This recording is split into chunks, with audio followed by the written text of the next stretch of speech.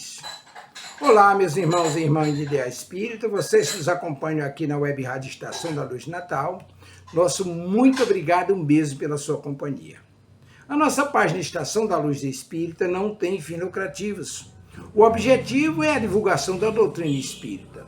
É por isso que reunimos aqui esse acervo de matérias espíritas, livros da codificação, obras suplementares, entrevistas, palestras, entre outros trabalhos. Tudo isso com o objetivo de chegar até você através dos programas das Web Rádio Cristo Consolador de São Paulo e Web Rádio Estação da Luz de Natal, para atender suas necessidades de estudo, pesquisa e lazer. Tudo isso, como dissemos, sem fins lucrativos. Convidamos você agora para nos acompanhar em mais essa atração. Muito obrigado e até logo mais.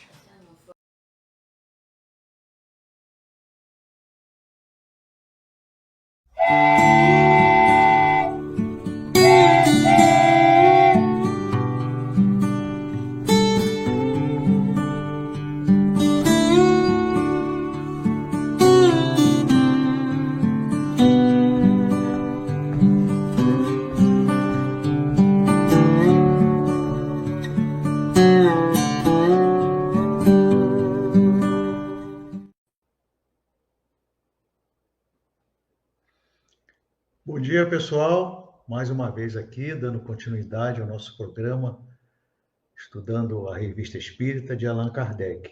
Agradecendo a Jesus pela oportunidade e rogando a Ele que nos abençoe na manhã de hoje. Então, o nosso programa de hoje, como sempre, né, pelo menos para mim, muito interessante, né? A Revista Espírita traz um conteúdo fantástico, né?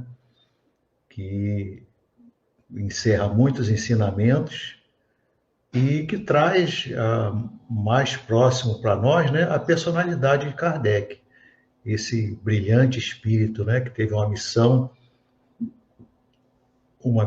bem cumprida, né? Um espírito de total confiança do Cristo e que é sempre muito prazeroso ler os seus textos, né? Tal a maneira, às vezes a gente faz as leituras e passa desapercebido, né, certas coisas. A facilidade que Kardec tinha de expor as ideias, né? Eu falo isso por mim, né? Não sei por vocês. Mas, para eu colocar um conteúdo, eu vou escrever 5 páginas. E Kardec falaria a mesma coisa, muito mais claro, em meia página, né? Então, isso caracteriza a superioridade desse espírito, né? A inteligência, o discernimento. Certamente por isso foi escolhido pelo Cristo. Então, a gente nunca desprezar essa grande oportunidade de ter essas obras em nossas mãos, né? Isso é muito importante a gente falar, para instigar em nós espíritas essa vontade de ler, né, de estudar, porque é uma preciosidade, pessoal, né? Então vamos lá. Então hoje a gente vai trazer um artigo que está na Revista Espírita de agosto de 1866, que fala da perfectibilidade dos espíritos, trazido por um espírito que assina como Mock, tá? Então vamos ver o que ele fala para a gente. Vem uma pergunta, né? Se conforme o Espiritismo, os espíritos ou almas se melhoram indefinidamente, devem tornar-se infinitamente aperfeiçoados ou puros. Chegando a este grau, porque não são iguais a Deus? Isto não se coaduna com a justiça. Então, lá no grupo espírita, né, que a gente viu aqui que é o grupo lá que se reunia com o médium Derli, né? O grupo de Ciolate, lá em Paris. Então, um diálogo lá com o espírito, alguém fez essa pergunta, né? Se nós, que os espíritos falam que nós fomos criados simples e ignorantes, mas com a destinação de chegarmos à perfeição. Aí ele pergunta se essa perfeição não nos igualaria a Deus, né? Olha a pretensão da pergunta, né? Aí vamos ver o que o Espírito responde. Aí ele fala assim: o homem é uma criatura realmente singular, sempre acha o seu horizonte muito limitado, quer compreender tudo, tudo captar, conhecer tudo, quer penetrar o insondável e despreza o estudo do que lhe toca imediatamente. Quer compreender Deus, julgar seus atos, fazê-lo justo ou injusto. Diz como queria que ele fosse, sem suspeitar que ele é tudo isto e muito e mais ainda, né? Então, olha só, a resposta já inicial dele é um puxão de orelha, né? Porque, na verdade, a humanidade como um todo se comporta dessa maneira, né? Acha que o que já sabe é tudo.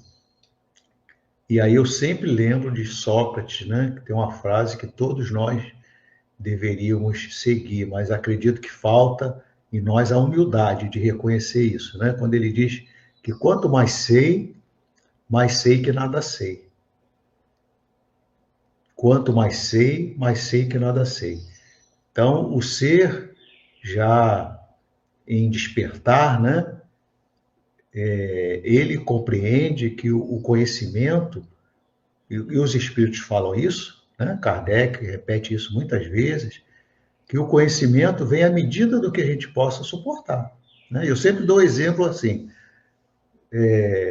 Imagine a minha neta, minha menor neta, ela tem 4 anos, Heloísa. Imagina eu chegar para ela: Heloísa, vem cá, vovô vai ensinar para você agora álgebra linear. Você acha que a Heloísa vai entender com 4 anos? Não. Mas ela vai poder entender no futuro? Sim.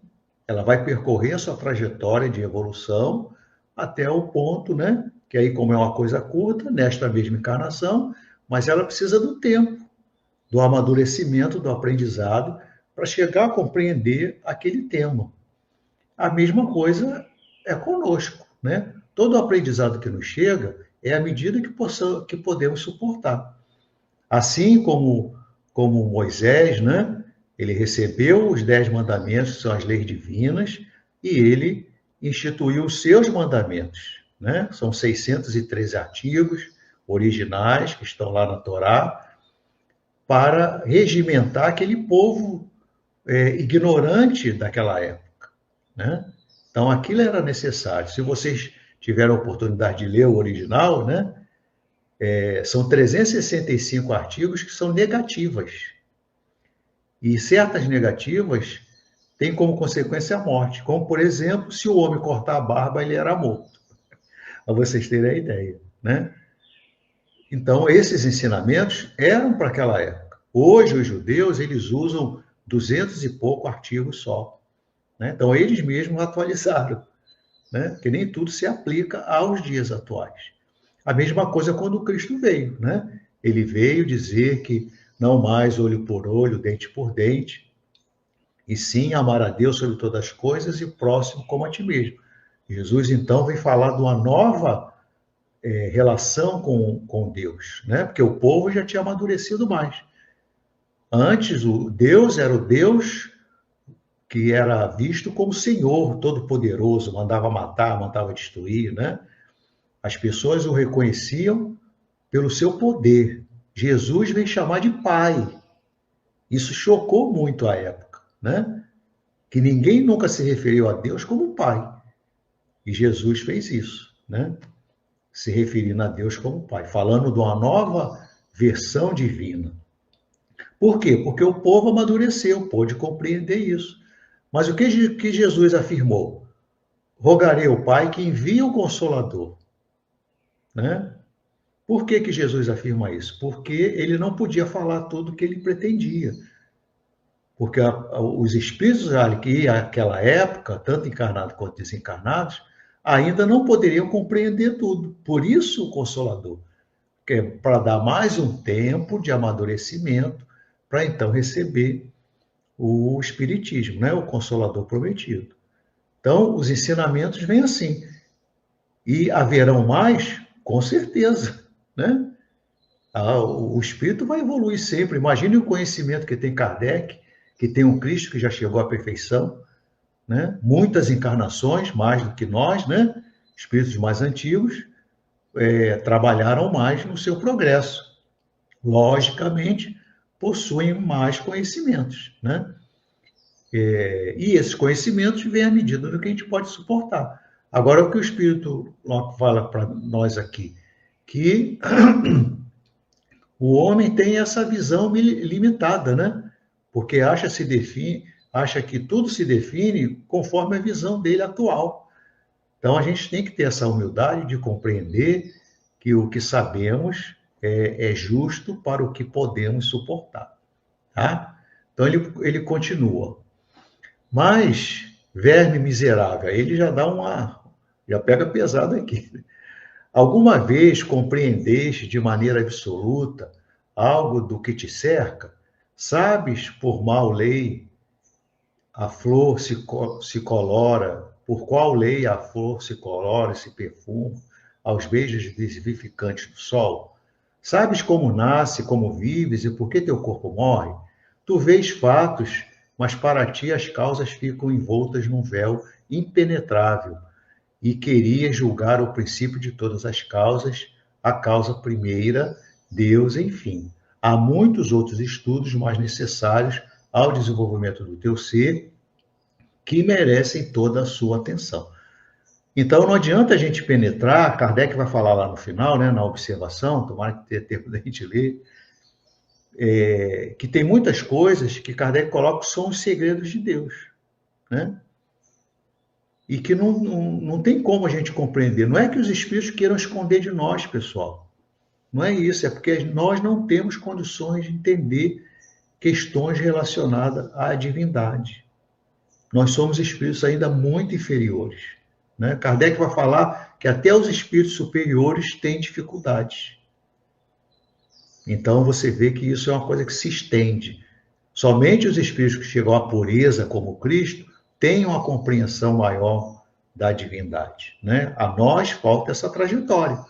Então, o que ele está sugerindo aqui? Vamos focar no que está ao nosso alcance e não procurar chifre na cabeça de cavalo, né? Como diz o ditado, né? E a gente perde o nosso tempo elaborando teorias, querendo obter respostas que são só teorias, né? O que isso vai valer? O que isso vai contribuir para a nossa evolução da humanidade de um modo geral, né? Por exemplo, a teoria do Big Bang, que agora já está sendo questionada, né? Que já não é bem isso. A teoria da origem humana, como a teoria de Darwin, né? A teoria da igreja, a do espiritismo. Então, são coisas que a do espiritismo vem a lógica porque ela é falada pelos espíritos, né? Então, ela não é uma teoria, ela é o relato do que é verdade. Nos explica de onde viemos, o que estamos fazendo aqui, para onde vamos. As outras não, né? Então, fica aí mais o pessoal da astronomia conjecturando possibilidades, né? A troco de quê? Investem milhões, né, em aparelhos, em equipamentos, aí, bilhões de dólares, para tentar desvendar coisas que não vai conseguir, né? Não vai conseguir entender a origem do universo. Só quando chegarmos à perfeição como a do Cristo. Então, vamos aguardar chegar lá. Enquanto isso, vamos focar aqui, né? Se todo esse investimento fosse direcionado para a educação, as pessoas seriam mais desenvolvidas, né? Teriam a sua inteligência mais desenvolvida através do conhecimento. E aí ele continua. Quando resolves um problema de álgebra, não vais do conhecido ao desconhecido, e para compreenderes esse problema insolúvel desde tantos séculos, quereis dirigir-te a ele diretamente? Então, possuís todos os elementos necessários para estabelecer uma tal equação? Não te falta algum documento para julgar teu Criador em última instância? Então, aqui ele só nos chama a atenção da nossa pretensão, né? Da nossa arrogância de querer questionar as coisas que não compreendemos, né? Questionar a Deus por isso. E a gente vê muito isso, né? Na questão da injustiça. É talvez a frase que a gente mais ouça. Por que que Deus permite isso? Uma criança levar um tiro de uma bala perdida. Você, quem já visitou um hospital de câncer, uma ala infantil, é muito dolorido. Se você não tem uma fé raciocinada como a nossa, eu posso falar de cadeira que estou na área da medicina e muito tempo eu tive afastado de Deus porque eu não compreendia o Deus da religião católica, né? Eu não compreendi, então eu me afastei, eu não rezava, eu não me dirigia a ele, porque faltava em mim a compreensão. O problema não era dele, era meu. Aí a doutrina me trouxe à luz, né? Me explicou de modo claro, né, que eu não poderia contestar, né, pela razão, como Kardec fala, e aí pronto, eu me esclareci, eu entendi a questão da divindade, né? Aí passei de ter esse comportamento, de querer obter respostas que eu não tenho, né? E que eu tenho que respeitar o que seja a vontade de Deus. E na hora que eu progredir e ele achar que eu possa obter mais informações, ela virá naturalmente, né? Aí ele continua. Não vai crer que o mundo seja limitado a esse grão de poeira perdido na imensidade dos espaços, onde te agitas mais imperfectível que o menor dos infusórios de que o universo é uma gota d'água. Entretanto, raciocinemos e vejamos por que, conforme teus conhecimentos atuais, Deus seria injusto, não se deixando jamais alcançar por sua criatura, né?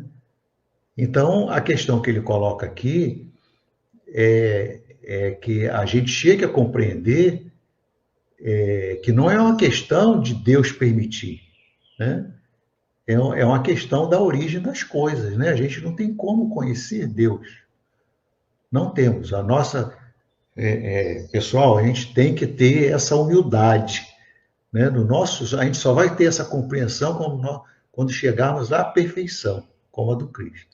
Então, até lá, é o que o Espírito aqui recomenda.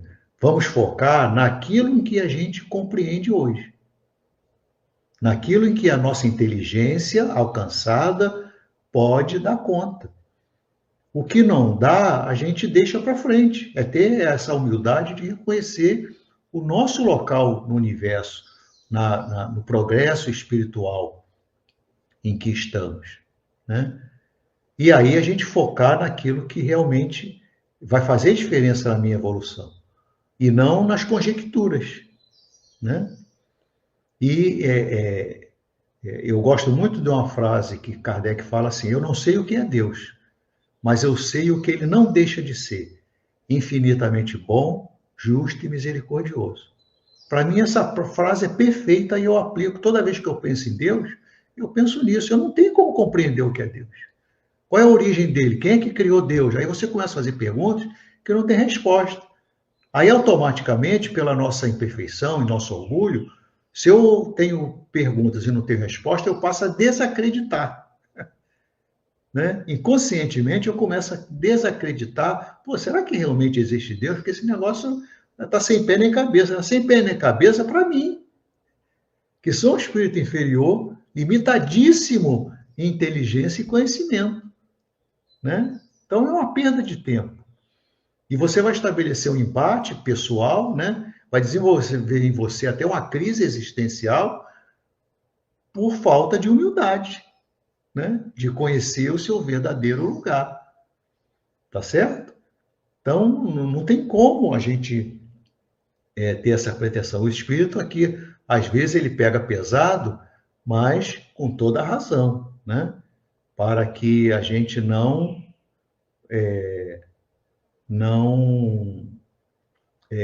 tire o foco do nosso progresso evolutivo, né? Do nosso progresso espiritual. E não ficar perdendo tempo com questões que a gente não vai obter respostas. Uma pergunta muito comum aí, popular, né? Quem é que veio primeiro, o ovo ou a galinha? Que é o que ele diz lá, né? Da onde você acha que vem o perfume das flores? A cor, né?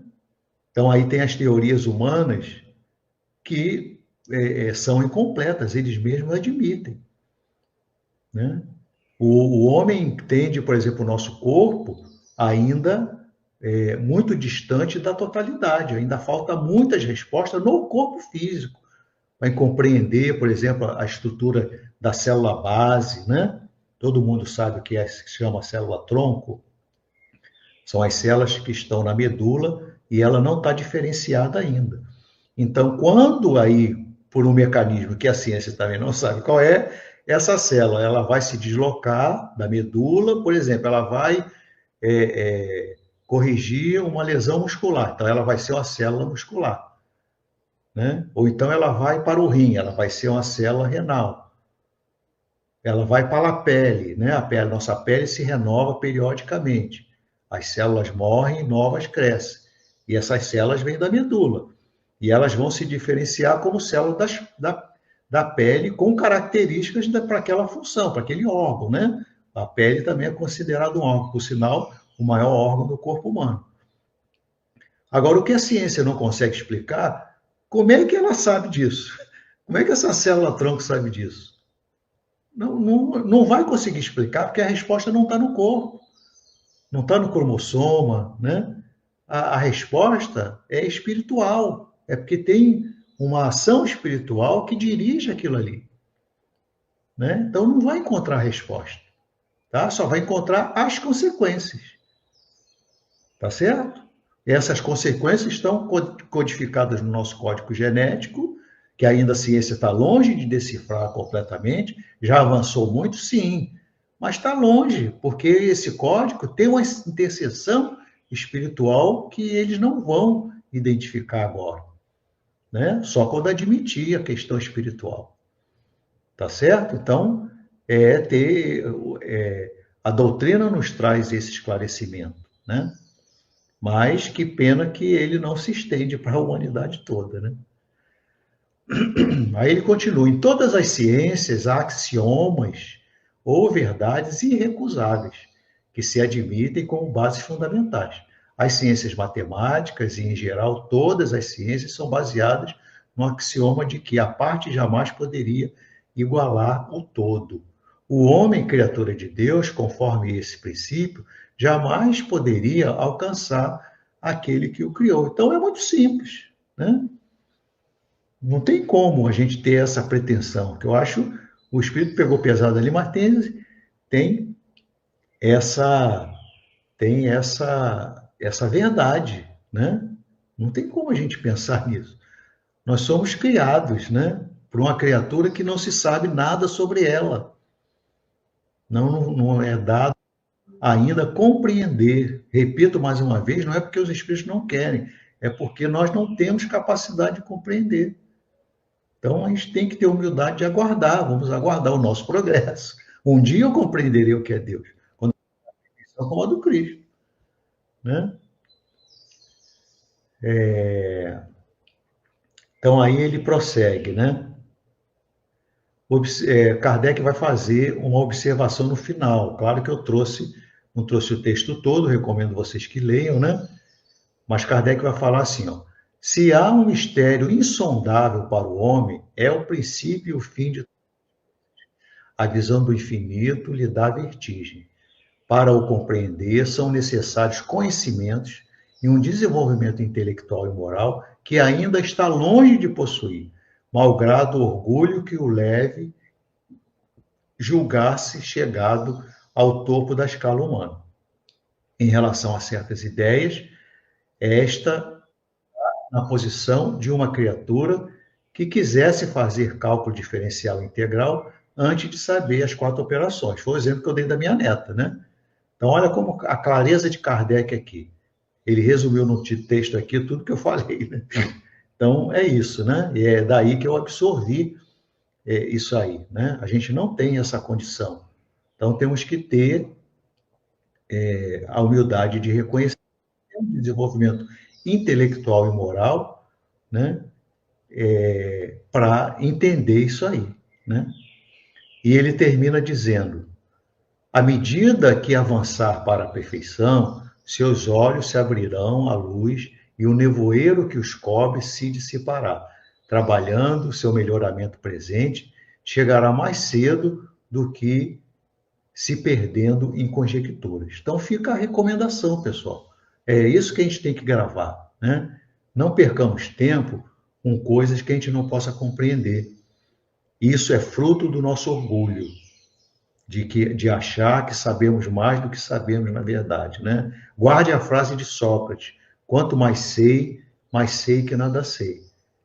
Então, à medida que a gente adquire o conhecimento, se desnuma para nós um conhecimento cada vez maior e que o que tem que me mover é que, opa, poxa, eu vou continuar no meu esforço nessa encarnação e nas próximas para perseguir esse conhecimento. Porque Deus nos criou com essa vontade e essa capacidade, né? Porque é assim que chegaremos à perfeição. Se a gente está na nossa encarnação, como ocorre muito hoje em dia, ou ao longo da história da humanidade até hoje, fruto da nossa imperfeição, que a gente se distrai muito na nossa encarnação. Hoje, então, com a mídia, as pessoas estão aí se distraindo com o celular na mão e deixando de estudar, deixando de tentar compreender o sentido da vida, quem são os cristãos, compreender a missão de Jesus, né? O que seja boa nova, né? O que vai contribuir para a minha vida futura. Então, a gente está perdendo o nosso tempo, né? É isso que ele solicita. Então, pessoal, terminamos aqui, aí convidamos vocês a ler lá o artigo todo, né? Fazer suas reflexões, agradecer e desejar uma ótima semana a todos. Agradecer a Jesus pela oportunidade. Até mais.